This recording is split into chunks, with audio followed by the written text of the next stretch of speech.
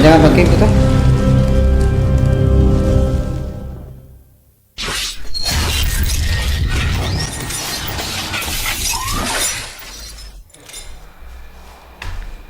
Bismillahirrahmanirrahim. Assalamualaikum warahmatullahi wabarakatuh. Waalaikumsalam warahmatullahi wabarakatuh. Alhamdulillahirabbil alamin. Bersyukur sekali pada hari ini kembali kami podcast kantor Kementerian Agama Kabupaten Kepulauan Selayar hadir untuk kita saksikan pada hari ini. Saya bersama dengan Kepala Seksi PL HUT Kantor Kementerian Agama Kabupaten Kepulauan Selayar. Apa kabar Pak Kasih? Baik, alhamdulillah, terima kasih. Kami akan berbincang-bincang dalam acara Podcast Kementerian Agama. Kita tahu bersama bahwa pemberangkatan untuk calon jemaah haji tanggal berapa Pak Kasih? Ya, untuk pemberangkatan jamaah haji yang untuk dari embarkasi ke Madinah itu tanggal 6. Kita berangkat subuh jam 4. Jadi pada saat kita berangkat dari daerah asal, kita berangkat tanggal 4. Ya, mungkin hari Sabtu pagi subuh kita sembahyang di Masjid Rahmatan lil Alamin. Masjid Rahmatan lil Alamin ya. Oh ya. Di situ kita akan melaksanakan pelepasan sembahyang subuh, sekaligus kita akan melaksanakan pelepasan jamaah haji. Yang jamaah haji Kabupaten Kepulauan Selayar itu berada 112. Jadi yang berangkat dari Selayar 100. Yang berangkat 112 tambah 1 Kota Kloter, jadi 113 orang yang akan diberangkatkan dari daerah asal. Ya, baik pada sahabat religi dimanapun Anda berada, mungkin apa saja persiapan mungkin bisa diantar oleh keluarga jemaah haji ya sampai di Masjid Rahmatan lil Alamin, atau bisa sampai ke mana di Makassar Teknis dari pelaksanaan pemberangkatan ini, kita di PHU Kabupaten Kepulauan Selayar itu hanya bisa mengantar calon jamaah kita yang berada di Selayar sampai di Masjid Rahmatan lil Alamin. Adapun nantinya keluarga-keluarga yang ada di Makassar nantinya bisa ketemu di pintu di luar asrama haji, karena mereka itu tidak bisa masuk. Yang bisa masuk di asrama haji itu adalah teman-teman jamaah.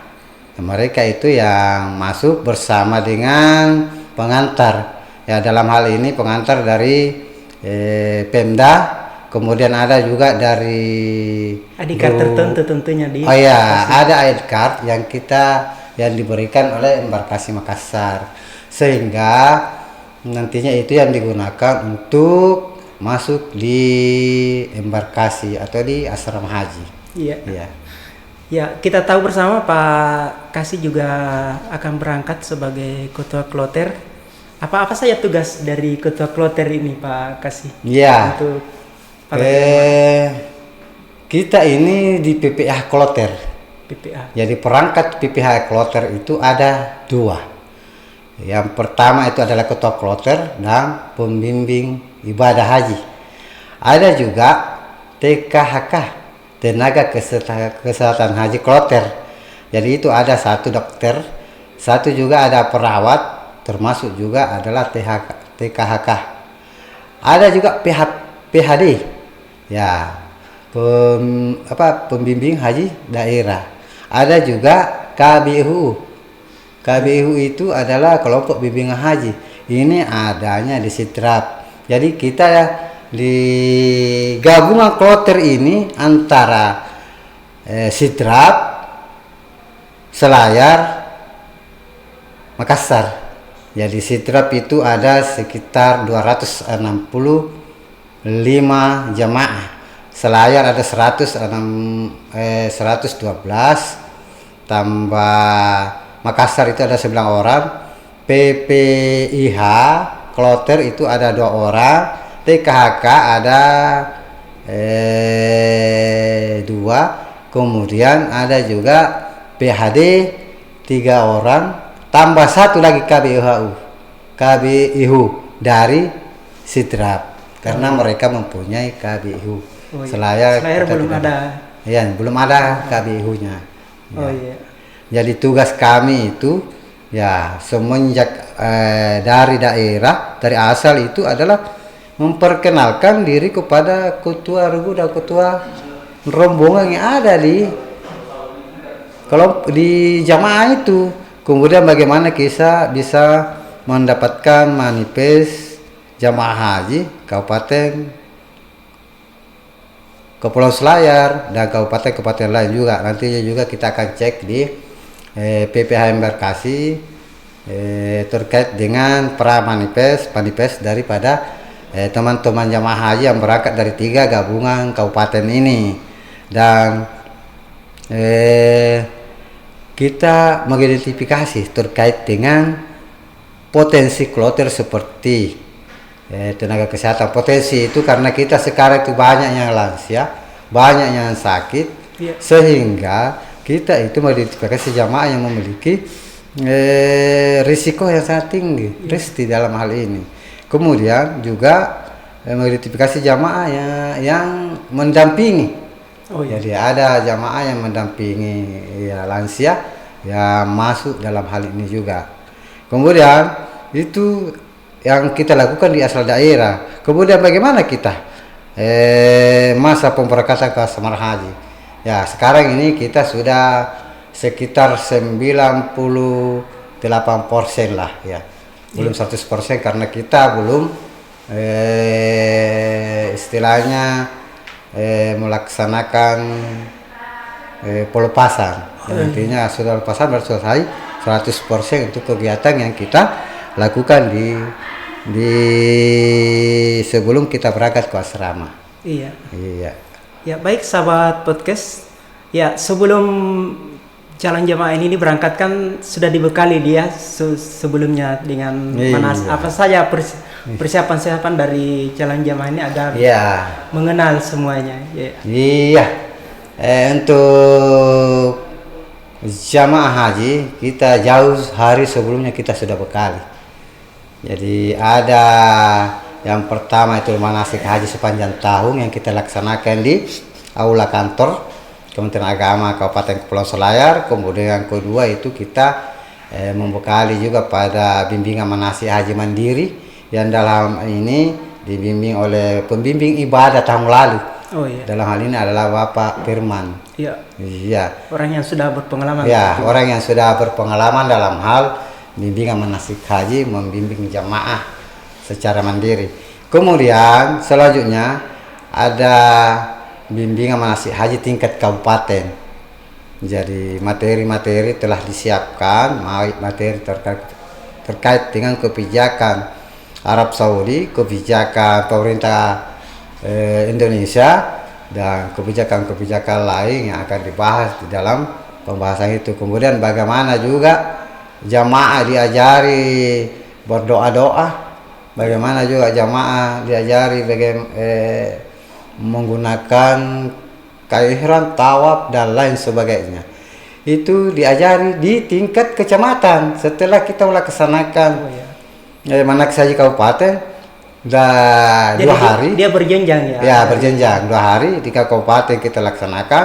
Itu banyak kita bicarakan terkait dengan kebijakan. Setelah kita masuk di manasik kecamatan itu yang dilaksanakan sekitar 8 hari.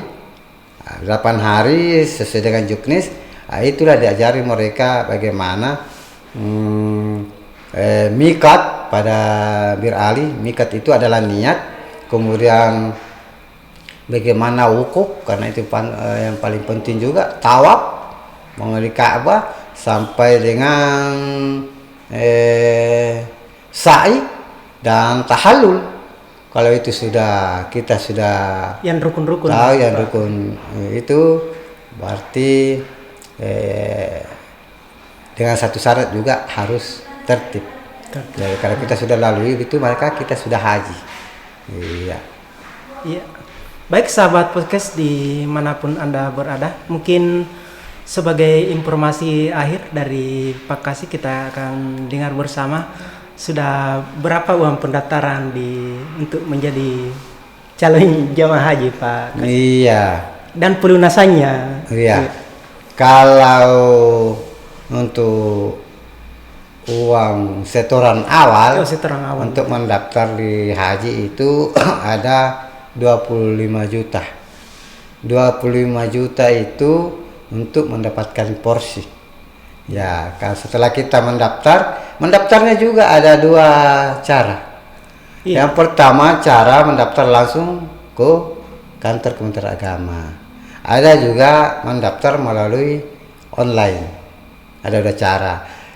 Kita di Siskohat PHU itu kita setiap hari mengontrol siapa pendaftar hari ini. Itulah nantinya kalau mereka sudah menyetor uang setoran awal di BPS Bahan Penerima Setoran, kalau di Selayar itu kerjasamanya dengan Syariah adalah BPD, dan biasanya juga ada langsung ke BSI untuk melakukan setoran awal. Kalau mereka sudah menyetor, itu sudah muncul di Siskohat bahwasanya ada pendaftar. Nantinya kita menunggu untuk membawa bahannya. Kalau dia datang langsung ke kantor, kita proses sampai mereka mempunyai SPH. Kalau dia mendaftar online, kita proses juga sampai kita approval dia punya pendaftaran itu dan mempunyai SPH juga. Iya. Kalau sudah mempunyai SPH, berarti dia sudah bisa menunggu dan bisa menyicil tabungan itu. Dan untuk biaya pelunasannya itu tergantung nantinya karena nilai kurs dolar itu. Oh begitu. Iya. Kalau tahun ini turun boleh jadi kalau tahun depan itu akan tinggi lagi. Kita tidak tahu ya. Iya. Kita tidak bisa memprediksi itu. Iya. Ya, untuk orang yang di luar Selayar misalnya, bisakah dia melakukan pendaftaran di Kementerian Agama Selayar? Iya, dia bisa mendaftar dengan syarat dia KTP Selayar. Kalau dia bukan KTP Selayar, mendaftar online, itu larinya ke KTP daerah asal. Umpama kalau kita orang Selayar, tapi KTP tak Bulukumba, nanti jadi Bulukumba itu akan terdaftar. Kita tidak bisa proses di sini karena itu akan larinya ke Siskohat Bulukumba. Aplikasi ya. Ya karena ini melalui aplikasi dan itu juga tidak bisa ditolerir. Kalau orang Selayar KTP-nya daerah lain itu di KTP dia akan terdaftar sesuai dengan KTP asalnya, dia ambil KTP walaupun orang Selayar. Tapi kalau orang Selayar ambil KTP-nya di Selayar, mendaftarnya secara online, itu bisa langsung ke Siskohat kita, bisa proses. Bisa kita proses melalui Android juga. Bisa juga kita proses melalui Siskohat yang ada di Selayar itu. Iya. Ya, baik sahabat religi dimanapun Anda berada, demikianlah bincang-bincang kami dengan Pak Kasih, Sekretaris Ketua Kloter tahun ini. Saya akan berangkat tanggal 4 dari Selayar. Demikian kami ucapkan, kami dari Drone Podcast Kantor Kementerian Agama, kami ucapkan sekian. Assalamualaikum warahmatullahi wabarakatuh. Waalaikumsalam warahmatullahi wabarakatuh. Ya, terima kasih Pak.